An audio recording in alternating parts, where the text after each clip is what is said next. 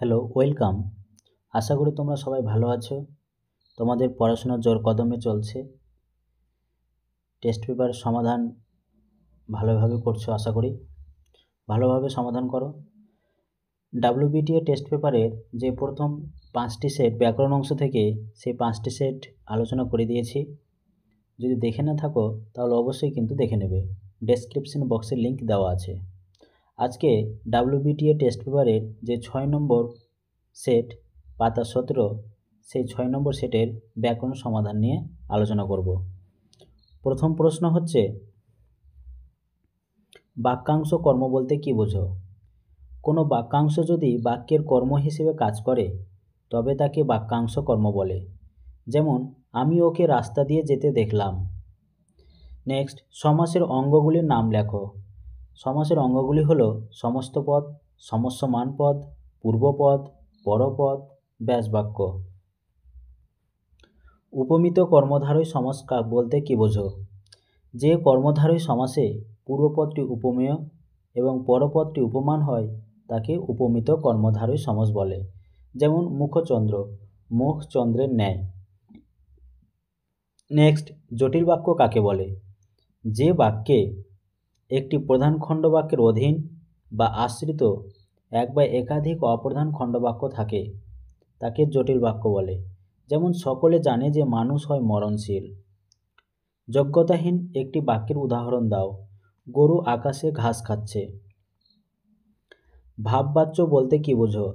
যে বাচ্যে ক্রিয়াপদ বা ক্রিয়াপদের ভাব অর্থের দিক থেকে প্রাধান্য পায় তাকে ভাববাচ্য বলে। যেমন, কথায় বলা হয়। একটি অকর্মক ভাববাচ্যের উদাহরণ দাও। জানা হয় না তপনের। এখানে কিন্তু কর্মের উল্লেখ নেই। নেক্সট, বলিয়া সে হাসল। যৌগিক বাক্যে পরিবর্তন করো। বলল এবং সে হাসল। তিল, ত্রিফলা, শিমুল, ছালা। রেখাঙ্কিত পদটির ব্যাসবাক্য সহ সমাসের নাম লেখো। ত্রিফলা, ত্রিফলের সমাহার, সমাহার দ্বিগু সমাস। এবার 7 নম্বর সেট পাতা 20। প্রথম প্রশ্ন হচ্ছে, সমাস শব্দের প্রকৃতি প্রত্যয় নির্ণয় করো। তো সমাস শব্দের প্রকৃতি প্রত্যয় হলো কি? সম পূর্বক অস যোগ ঘং অ। কোন বাচ্যের বাচ্য পরিবর্তন হয় না? কর্মকর্তী বাচ্যে। মন্দিরে বাজছিল পূজার ঘণ্টা। নিম্নরেখ পদটির কারক বিভক্তি নির্ণয় করো। মন্দিরে অধিকরণ কারকের এ বিভক্তি। বিভক্তি ও অনুসর্গের একটি পার্থক্য লেখো। বিভক্তি হলো ধ্বনি বা ধ্বনি সমষ্টি, অপরপক্ষে অনুসর্গ হলো অব্যয় পদ। নিরপেক্ষ কর্তার একটি উদাহরণ দাও। তুমি চলে গেলে আমি বিপদে পড়ব। কথাটা শুনে তপনের চোখ মার্বেল হয়ে গেল। জটিল বাক্যে পরিবর্তন। যখন কথাটা শুনল তখন তপনের চোখ মার্বেল হয়ে গেল। বাক্য নির্মাণে 3টি শর্ত উল্লেখ করো। আকাঙ্ক্ষা, যোগ্যতা ও আসক্তি। অব্যয়ীভাব সমাসের একটি উদাহরণ দাও। উপকণ্ঠ, কণ্ঠের সমীপে। ঠিক ইসাবের মতো জামাটি না পেলে ও স্কুলে যাবে না। যৌগিক বাক্যে পরিবর্তন। ঠিক ইসাবের মতো জামাটি না পেলে ও কিন্তু স্কুলে যাবে না। বিধেয় প্রসারকের একটি উদাহরণ দাও। কচি লেবু পাতার মতো নরম সবুজ আলো পৃথিবী ভরে দিয়েছে। পৃথিবী হচ্ছে বিধেয় প্রসারক। 8 নম্বর সেট পাতা 21। অনুসর্গের ব্যুৎপত্তি নির্ণয় করো। তো অনুসর্গের ব্যুৎপত্তি কি হলো? অনুপূর্বক সৃজ যোগ অ।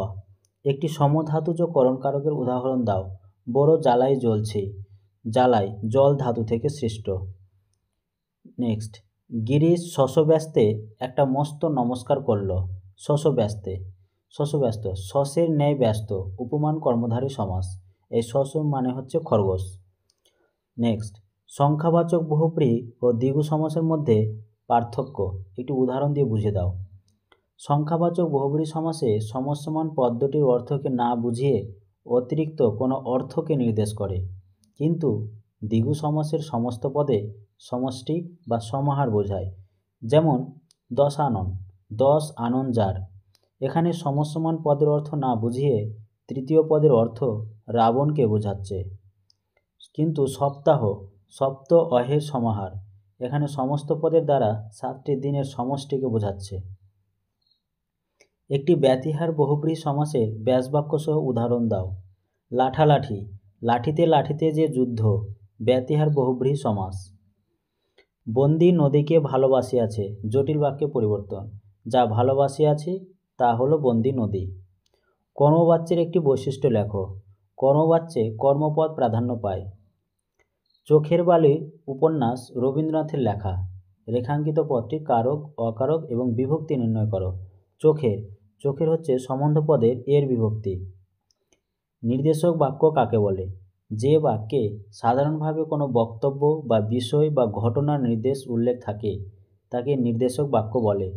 যেমন আমাদের পথ নেই কোনো, আর আমাদের সকাল সন্ধ্যার আড্ডার ঘর। সকাল সন্ধ্যা, সকাল ও সন্ধ্যা দ্বন্দ্ব সমাস। 9 নম্বর সেট, পাতা 23। বিভক্তি অনুসর্গের মূল পার্থক্য কী? বিভক্তি হলো ধ্বনি বা ধ্বনি সমষ্টি, অপরপক্ষে অনুসর্গ হলো অব্যয়পদ। মহামারীতে গা উজাড় হয়ে গেছে। মহামারীতে করণকারকের তে বিভক্তি। সমধাতুজ কর্মে বলতে কি বোঝো? বাক্যের ক্রিয়াপদটি যে ধাতু থেকে উৎপন্ন, যদি কর্মটি সেই ধাতু থেকে উৎপন্ন হয় তাহলে সেই ক্রিয়াপদের কর্মকে সমধাতুজ কর্ম বলে। যেমন অসীম স্নেহের হাসি হাসছেন বসে। হাসি হাঁস ধাতু থেকে সৃষ্ট। অন্য যুগ, যুগান্তর কোন সমাসের দৃষ্টান্ত? নিত্য সমাসের দৃষ্টান্ত। উপমান কর্মধারয় বলতে কি বোঝো? যে কর্মধারয় সমাসে পূর্বপদটি উপমান এবং পরপদ সাধারণ ধর্মবাচক হয় তাকে উপমান কর্মধারয় সমাস বলে। যেমন আপেলের ন্যায় রাঙা, আপেল রাঙা। বাক্য গঠনের শর্ত এটা বলা হয়েছে, দেখে নেবে।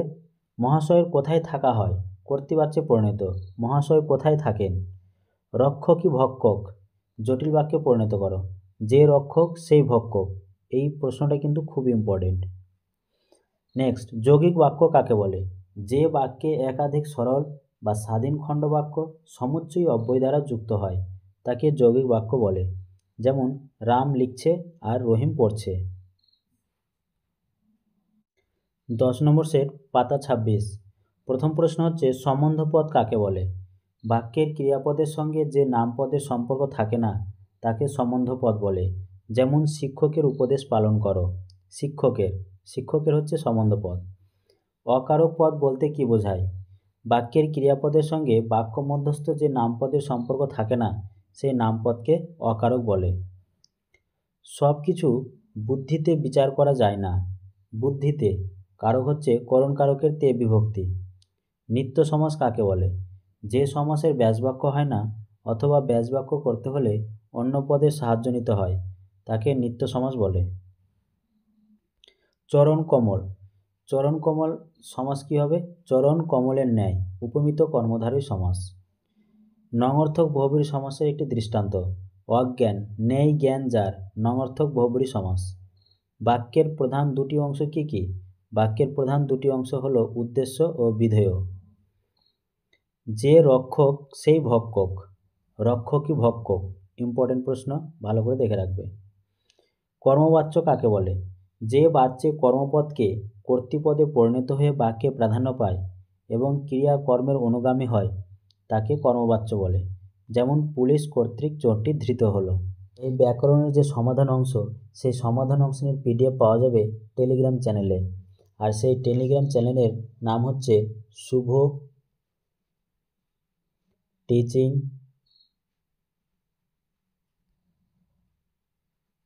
97। এটা লিখে সার্চ করলেই টেলিগ্রাম চ্যানেলে লিঙ্ক নাম চলে আসবে, সেখানে গিয়ে জয়েন করবে এবং সেখান থেকে PDFটা পেয়ে যাবে। ধন্যবাদ।